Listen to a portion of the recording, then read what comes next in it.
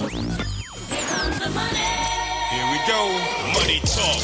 Hello and welcome to the Financial Fitness Bunny Podcast, your number one stop shop to all things money management. My name is Nicolette Mashile and I'm your host, also known as the Financial Bunny, and I'm here to put lipstick on that money pig.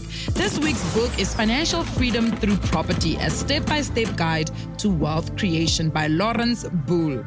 Now, his foreword is done by Jason Lee, right? And Jason Lee has written one of the best-selling books, Making Money Out of Property in South Africa. And I really enjoyed that book. And I don't know if I'm being unfair on this specific book because maybe I've read Jason Lee's book and it was the first book that I read. And I've gone through the property buying process quite a number of times. I find this book to be very... man, like it gives me nothing. Like it feels like he's giving us information that we could have just found anywhere else. Like there's no secrets, there's no actual I don't know. Jason, in Jason's book, he speaks quite a lot about, some of his experiences with, customers or this feels more like a book that was written for somebody that is maybe working in the property industry. It feels like an industry book. I wrote a book that shows my expertise. That's what this book feels like. A lot of analogies. I like the analogies, but it feels more like a textbook than a book that I would want to sit and read. You know what I mean? And I guess if you are maybe somebody that really doesn't want the fluff and all of that, and you really just, and fluff is maybe a very harsh word to use. You don't want to understand from a different perspective or you want to learn from someone's experience, you just want the facts. This is the book, but still, I think the facts could have been written a little bit better. So this book really, you know what? My favorite chapter, though, I do have a favorite chapter, not everything. I don't throw out the child. Don't throw the baby with the bathwater. My favorite part of the book, or the favorite chapter I have, is the wealth protection chapter, right? And it speaks a lot about what type of financial structure should you be buying your property in. And he speaks about buying your property in personal capacity, buying it in a partnership, in a company, and of course he goes into the elusive buying your property in a trust, which is often a question that I get asked a lot about, why it's important to buy your property in a specific structure, and would one choose a trust to buy it in. So I guess to a certain extent, depending on what type of information you are looking for, it is a very useful book. I'm not going to take that away from the book. However, I do think that having read Jason Lee's book, this feels a little bit like a repetitive, because Jason's book also does exactly the same thing. The only difference is that Jason has a lot of client stories that I think you should be bringing into it. Then there's also a part in the book where he speaks about the art of goals. And he says there's a science and an art to achieving goals. The science comes in the specific and measurable aspect.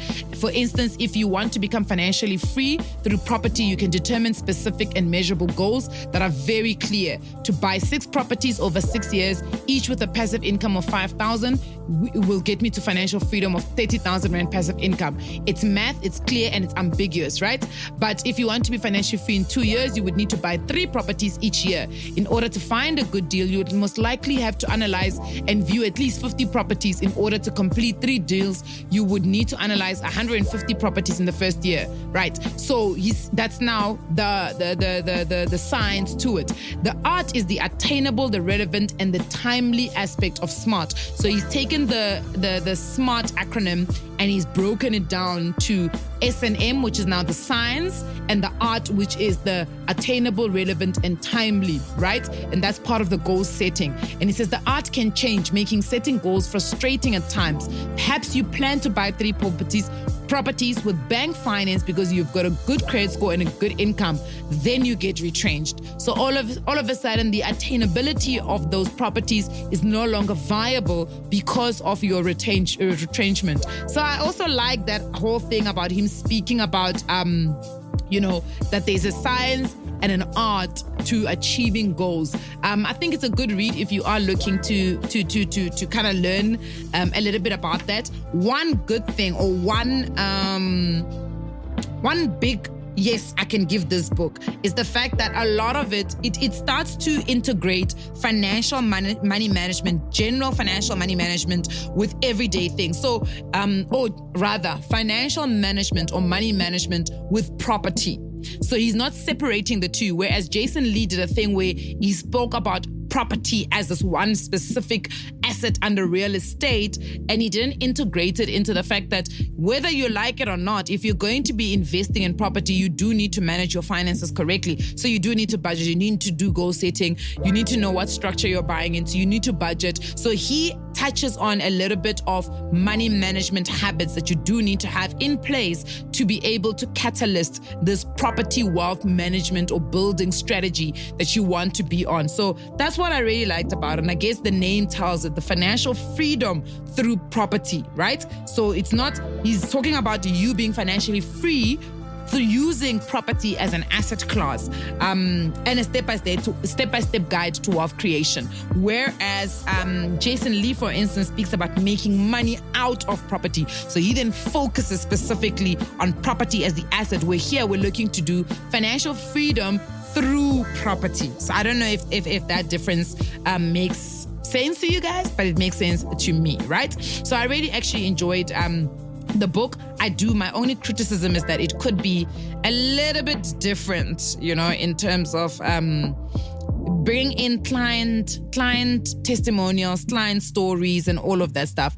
I think that would have been nice. But today on Yes, Money Does Matter, the episode is going to be looking at your first time buying tips for a property buyer. So if you're a first time property buyer, these are the tips that I've got for you. As I said, I've bought property. I've been a first time buyer, and I feel like every single time I buy property, I am a first time buyer of property because it's something different that I get to experience every single time with every single property purchase. Now I've bought how much I've bought 7 properties in my life. I'm building one currently. I've bought 2 pieces of land. So I've got a rather extensive experience in purchasing property. I'm not saying it's an expert experience. I'm saying it is rather extensive because I have bought a number of properties. The only property I've never bought is a commercial property. However, I have leased a commercial property, currently leasing one now for a shop, and I've leased one before for an office space. So I kind of have some idea of how it works, but I want to talk a little bit about that one person, or talk to the one person who is looking to purchase their first property. What are some of the things that you need to look out for? And actually the things that are more important, the things that can generally get you into trouble. I think buying property is not difficult for many people because they know how to buy. It's the small things that we don't talk about that can either get you into trouble or not, and the things that you should have planned for that you particularly might not plan. A couple of months ago, I think back in March, I actually got a DM on Twitter. It was a young gentleman who is an auditor who's just qualified for a home loan, right? And he says, Nicolette, I've qualified for my home loan, but now apparently there are transfer fees that I'm going to need to pay. I did not know I had to save up for transfer fees. Now, this is quite scary because you think that there are certain costs that people do know that they need to plan for when they're buying property. Sorry, I knew I needed to take a sip of my coffee, and I took a sip of my coffee and the coffee has no sugar whatsoever. So I don't know what happened there. But so he didn't know he had to pay for transfer fees. And in fact, I have a friend who also bought a property before, and they themselves also didn't know that they had to pay for transfer fees. So it's not common to a lot of people that they have to pay transfer fees, and the transfer fees are actually funded from your own pocket. They don't form part of the actual loan. However, I do know banks these days who do offer 110% of the loan, and the 10% is the money that you're going to use that comes into your bank account as cash that you can use for transfer fees. So some of the banks are putting together, I know ABSA I think does it, where your loan is structured in a manner that takes account the fact that you might not have those transfer fees. It is a way for them to make their home loan more attractive so that you apply with them for a home loan. So they offer you a hand. So if you're looking for a home loan of R1 million, they'll give you an additional 100,000 Rand, and that 100,000 Rand gets used to pay for the transfer fee. So that's the 10%. So that's why they say 110%. So it's more than what you actually need to be able to finance that property. So that's what a lot of them are doing. I know Absa is probably leading in this space. However, you do need to save up money for your transfer fees. The other fees that you need to save up for, and I know I've jumped, and started by the transfer fees, but I think it's important, is of course the bond registration fees. So your bond needs to be registered in your name and the bank's name up until you've actually paid off the house, and then the bond falls away. In fact, correction. The bond gets registered in your name, and then your title deed will have your name and the bank's name up until you pay off the house, and then the title deed will now be in your name. So you do need to pay the bond registration fees because remember, your bond also gets registered at the title deed or the deeds office rather. So that's very important to remember. But let me not jump too much and start from the beginning, right? In the beginning, when you are looking for a home, it is very critical for you to do what is called a budget. In your budget, you need to factor in a new repayment amount, which is going to be the amount you're going to pay for your house. Now, I know a lot of people, when they do this, they only factor in the monthly installment that they're going to be paying the bank. That is not the only amount that's going to come from you monthly for the home. Remember, the moment you buy a home, it now belongs to you and you are wholly responsible for that home. And the amounts that are going to come out of your bank account for your home is going to be the monthly installment that you're going to pay the bond issuer, right? So whoever gave you a bond, a bank, any other financial institution, so there's that home loan amount that you're going to pay, which is a bond, right? The next thing you're going to pay for is what is called structural insurance. So this is the insurance policy that you pay for the structure of your house. And most financial institutions insist that you do get structural insurance in case there's an act of God, somebody, lightning strikes your home, or a fire starts in your home and the structure burns down. You do need to get structural insurance. A lot of the times, if you are buying a property that is part of a sectional title, that structural insurance is already worked into your levy. So you may not pay it separately, but you will pay it if it is a house that is got a full title. So for instance, if you're living on a standalone, generally you will probably pay what is called a structural insurance policy, right? The other one that a lot of the banks do ask for is either bond insurance or life insurance. This is to ensure that the debt that is on the loan is going to be repaid if something is to happen to you and you can no longer service that home loan or that debt, right?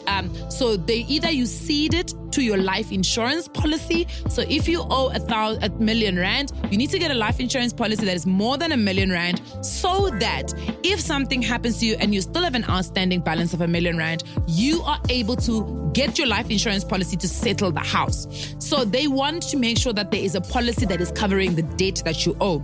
The last insurance policy you probably want to get, and this is generally optional, is what is called household contents insurance. This is for the stuff that's inside your home, right? So your TVs, your equipment, your art, if you've got art, your jewelry and all of that stuff. This is the very optional one, and I say it's optional because it really is something you can do without.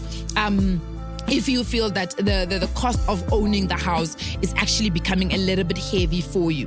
Then there is the levies that you're going to be paying. So if you live, for instance, in a sectional title, there are levies that you're going to pay. I live in a semi-sectional title, full title. So we live in our own home, so our homes are full title. However, because we live within an estate, there is things we need to pay for. Things like the security, things like the driveway, the painting of, the estate itself, the gate, the security guard, the guys who does our gardens. So we pay a levy every single month to be able to fund all of these things. So I pay a levy, right? So most of the time, sectional title, because you've got what is called joint ownership on the property. So it will be gates, it will be clubhouses and all of those things. You will pay a levy to run so that the scheme. Remember, if you're in a sectional title, you probably have a homeowners association. In a sectional title, you have what is called a what is it called? In a home, we have a homeowners association. In a sectional title, What is it called? Hey. But it's another scheme, basically. And you've got to contribute to that scheme so that it runs effectively, right? So all of those things are going to come out of your levy. Then you also have what is called municipal rates, which is what you pay to the municipality. So for me, in Johannesburg, I pay to City of Johannesburg. You may be in Ekurhuleni, you pay to City of Ekurhuleni, City of Tshwane, City of Cape Town, Mbombela City. So wherever your house is, you're going to pay municipal rates. So that's another cost that you've got to factor in. So the cost of ownership is not really just the amount you're paying to the bank as a bond. It is all of those costs accumulated. So a bond, that's why whenever people say, why should I pay a rent of 8,000 rand when I can just get a bond of 8,000 rand? Hey, sweetie, it's not 8,000 rand, okay? You don't own that home. The cost of ownership is not on you. The cost of ownership is also inclusive of these random costs where, you know, all of a sudden the door is broken or the toilet breaks, and then all of a sudden you've got to fork money out of your own pocket to be able to pay for those things. So it's important to understand the cost of ownership. It's quite high. So it's not a matter of just saying, I'm going to buy a home. And that's why in your budget line, you've got to factor those things in, right? So now you know what the budget is and can you actually repay that amount every single month. The next step is to look at your credit score and say, are you somebody that the bank is willing to give a credit facility to? And you can calculate this by really looking at your credit score. If your credit score is low, it means that you need to work on your credit score before you actually start applying for any home loans. And most financial institutions will look at the last 24 months of your credit score to see what have you been doing in the last 24 months. Remember, it is a long-term commitment that you're going to be making with the bank. A home loan is 20 years. Yes, you don't have to spend 20 years paying for it, but it is spanning over 20 years. So they need to know if you can be committed for 20 years to repaying every single month. So affordability is an important one, which is what you're going to do with exercise of doing, fitting in this new repayment into your budget. The next one is the credit status. So you need to check whether or not you can actually get a facility. Does the bank see you as somebody that is credit safe and they can give you a credit facility? Right. Now you've dealt with those two things. The next thing you need to do is to go and do what is called you need to go and look how much the bank is willing to give you. This is simply when you do an application. It's not really an application. You're trying to see how much the bank is willing to give you without doing the credit stuff yet. So the bank may say, look, you can look for homes around R1 million. Now you go and start and you look for your dream home within a specific budget, right? So now you're going out there, you're looking for this home within this specific budget. So you know not to go over that R1 million. And just because the bank says you must look for homes of R1 million doesn't mean that's the house you need to go look for. You can even look for something with 700,000 rand. This is going to be very important. Why? Because you want to give yourself that leeway in case interest rates get raised or in case you lose your job or you need to change your job and you need to downgrade your pay. You can at least still be in a nice space where you can still afford the repayment of your home. A lot of people don't do this. They try to get the maximum amount of what the bank is willing to give them, get this home, and then interest rates get increased and all of a sudden your installment is now 2,000 rand more than what you planned and you're feeling like you are overwhelmed with the repayment on your home. So it's important to make sure that you don't do that. The next thing that you need to do is to start saving. Now, I've got a very clever way of doing the saving. Because saving sometimes, when you're saving for deposit, feels like it's a laborious job. So rather do this. Pretend that you already have the home. Pretend that you're already paying the installment every month. Pretend. So if it's going to be 7,000 rand, start putting away 7,000 rand. It is a bit difficult if you are still renting and that 7,000 rand that you would have put away is going to rent.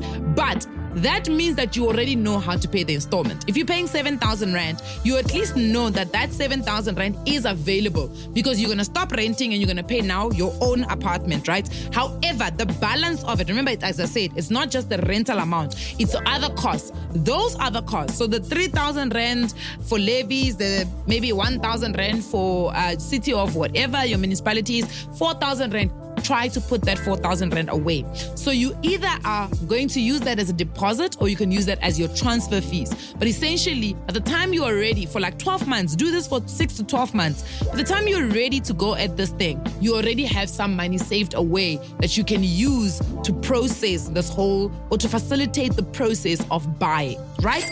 The next thing you need to do is you need to then look at going to actually view the homes you want to buy. View the homes you want to buy. Guys, I've heard people buying homes they've never seen. I don't get it. O reka byang a house without seeing it. You have not seen it. You just assume because, or even the new developments, guys. I know people think because it's a new development. Listen, new developers will show you a plan, and then when they build, they don't build to the plan. Now that window you thought was going to be facing north is now facing right. Whoa. Now the TV that you thought was going to be on the east of your house is now on the west. Because remember, they have to fit in with how their building is coming out. So go and see, so that when you arrive and you see the staged homes or the show homes, you can tell them, I want exactly my home to look like this specific show home. I don't want it to look, because remember, for them, they're just building a home. If you want a 2-bedroom, they give you a style, as long as they're keeping to the style, because they've got what is called, I think it's a 7% deviation allowance. So they can deviate, but you don't want that 7% to be a deviation that you really cared about. Because they can do a 7% deviation of putting a wardrobe differently. But for you, that wardrobe, where it is placed, may be the most important thing about your house. Now you're upset. Because now the deviation that they are allowed to do is on the one small thing. You even standing there and you're arguing, why couldn't you guys just deviate the window? But that's because you were not there to show them what you really want your house to look like. So even on a new development, make sure that you go and see the home. Now, the other reason why we want you to go and see the home you're buying is because there's a thing called voetstoots in your OTP. Voetstoots means you knew what you were buying. You are buying as it is exactly shown to you. So if you walk into a home and the part of the wooden floor or whatever is cracking, or it's got those insects, those magenta insects eating it up, and you sign the offer to purchase, you're saying, I am aware of the fact that that wooden portion is being eaten away, and I'm saying I want to buy it like that. That's what we called defects. So if you see the house is cracking and then you buy it and then you come back and you say, but what is this crack? They're going to say to you, you bought the house voetstoots. If you buy a home, for instance, my home right now, the home that I'm living in, I want to give you a big red flag. My sliding doors don't all open. But if you come here and you view the house and you realize the sliding doors don't open, and then you buy my home and then you come back, but the sliding door, I'm going to say to you, but you bought it voetstoots. Hey, banna, did you not know that the sliding doors don't open? But the only way you can know this is if you actually go and view the property. You will not know these things. So there's what is called latent and patent defects. The only defect that you're allowed to claim against is a defect that cannot be seen with the naked eye. That's when the voetstoots clause does not actually take effect. Because for instance, let's say for instance, it was not raining on the day you went to see the house. Then you move in and it's raining. And then the house is leaking. You wouldn't have been able to see that, right? Because it was not raining on the day when you went to see the house. So that is a defect that you are allowed to claim from the owner. But if it's something that, let's say we walked in, it was raining on the day you went to see the house, you saw that the house is leaking, and you even negotiated to pay less because the house is leaking, and then you want to come back and create a foul. No, you can't. You can't. So that's why it's important. And in fact, I always say, go see the house twice. The first time, you go by yourself. The second time, go with a friend. It doesn't even have to be an engineer. It doesn't have to be somebody who knows homes. Go with a friend, because 4 eyes are better than 2. Your friend, because also remember, your friend is not emotionally attached to this house. People love to spot mistakes. Your friend will be like, you're buying a piece of nonsense here. Friend, look at this. Why is you wouldn't even have seen that mistake because you've fallen in love with the property you're buying. So it's important to bring a friend so that both of you can look at what are the issues with this house. That way, you will spot the little mistakes quickly. Now, of course, the owner or the seller has a responsibility to put in things that they are aware of that are broken in the house, right? So it is also important for them to do that. So I would suggest that you sort that out before you even sign the offer to purchase. That's the next thing I want to talk about, the offer to purchase. Ladies and gentlemen, the offer to purchase when you are buying a property is a legally binding document. The moment you signed it, you are binding yourself to the contents of the document. So read the document. Understand the document. Ask questions on the document. Don't get excited and sign the document. In actual fact, my advice is take the document home. So that you can understand the document, right? It's important because the offer to purchase is basically you expressing your wish to purchase this home. Now, if you don't explicitly say what it is that you are wishing to buy, the other person will explicitly tell you what they're selling to you. So make sure that you understand the offer to purchase, especially the clauses like the footstools clause, like the suspensive clause. I'm not going to go through what the suspensive clause is. You guys have read my book. You guys have listened to the story. You know what the suspensive clause is. But make sure the offer to purchase is to your approval. Tell them, if you say, I am only buying this, I only want to get the bond, only if the bond is coming from Standard Bank, put it in the offer to purchase. Say, I don't want to hear anything from FNB, I don't have any net bank, whatever. I want my bond to only come from Standard Bank. Then the bond originator knows and the seller knows that you are only willing to take a bond if it's coming from Standard Bank. That's literally how you do this, right? Then you're going to do the application form. I suggest using places like Mortgage Market. They are a platform that allows you to apply once and they will apply to all the banks for you. Or using a bond originator. A bond originator usually is from the estate agency if you're buying through an estate agency.